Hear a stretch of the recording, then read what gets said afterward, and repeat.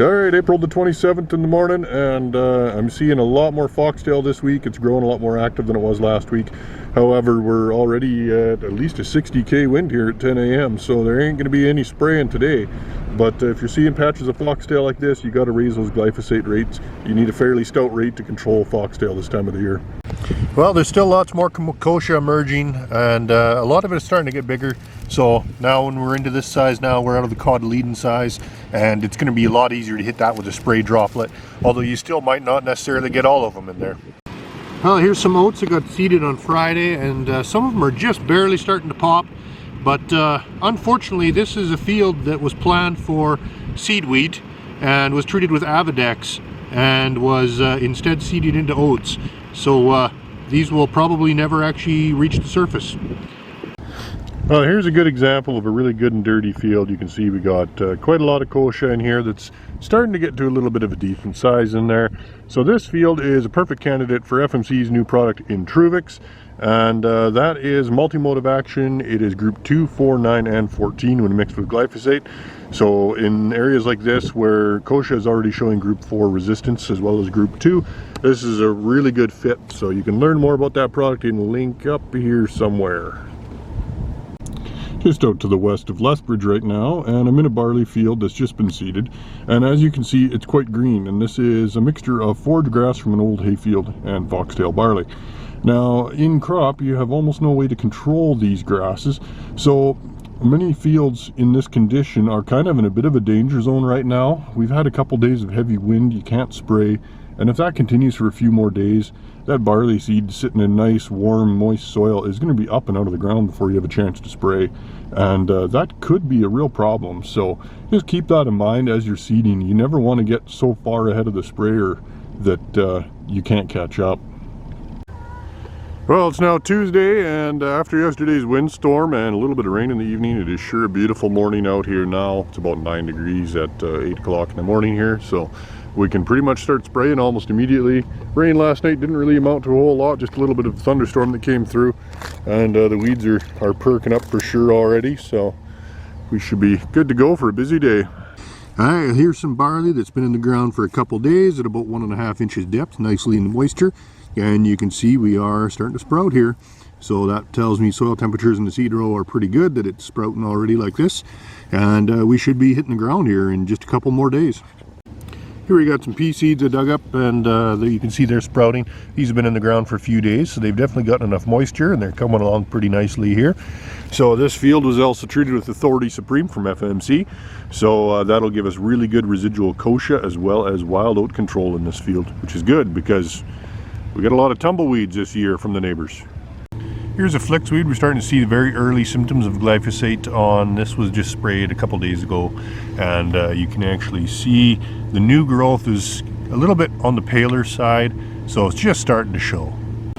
Just by Lethbridge here, and you can see I'm starting to find the first Canada thistles I've seen so far this year. So just a little refresher from last year. They do come up from rhizomes underground, so there's not too much you can do to control them up until they emerge like this.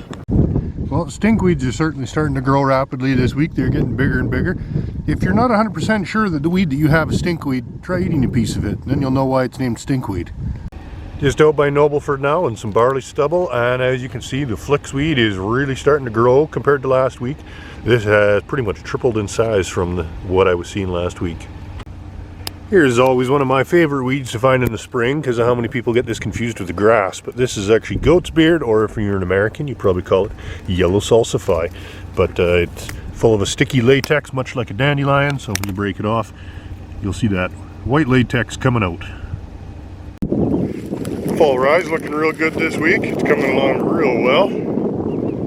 Ground is starting to firm up, getting a little easier to pedal my fat ass around. Here's a wee bit of damage on some winter wheat. This was from the wind on Monday that we had, and in the areas like this where there was exposed soil, it blew, and it is quite erosive when that can happen, and it can actually pretty severely hurt some of these little plants. Here's another Canada thistle that's just emerged, so these are starting to come down, which means soil temperatures are starting to get good and warm down there. So I expect we'll be seeing a lot more of these in the next week or two. Lots and lots of volunteer canola coming up and starting to get a little bit bigger. I'm also starting to see a little bit of flea beetle damage on some of them kind of here and there. But at this point here, we're in the fall rye, and we're probably going to be spraying this with Infinity FX here within the next week or two for sure. As soon as these canolas get a little bit bigger, and that'll wipe them and the kochia out pretty easy. I'm down by McGrath, and last week with the soil thermometer pushed all the way into the ground, it was reading -2 at about 4 inches depth. Now we're at 5 degrees, so things are definitely warming up here and getting lots of planting done. Down by McGrath here this morning, and I'm taking a look at some durum. This was seeded on the 25th, so it's been in the ground for 5 days now. You can see this little guy's got some roots growing on him, and we're starting to sprout here, not too bad, so it won't be too long. We'll see some more growth here. I think somebody lost a shovel at some point last year. More of a scraper now. Alright, I'm in a field here now. This was canola last year, and it got hailed on, so there is a lot of volunteer canola here. And this is a really good candidate for a product from FMC called NC00439 from the Precision Pack Machine, more commonly known as Express Pro. And this is going to give us some residual control on this canola for probably, at least 2 weeks. So there'll be a link to it up here somewhere. Just digging up some lentil seed row where some lentils got seeded last week, and some of them are just barely starting to germinate here.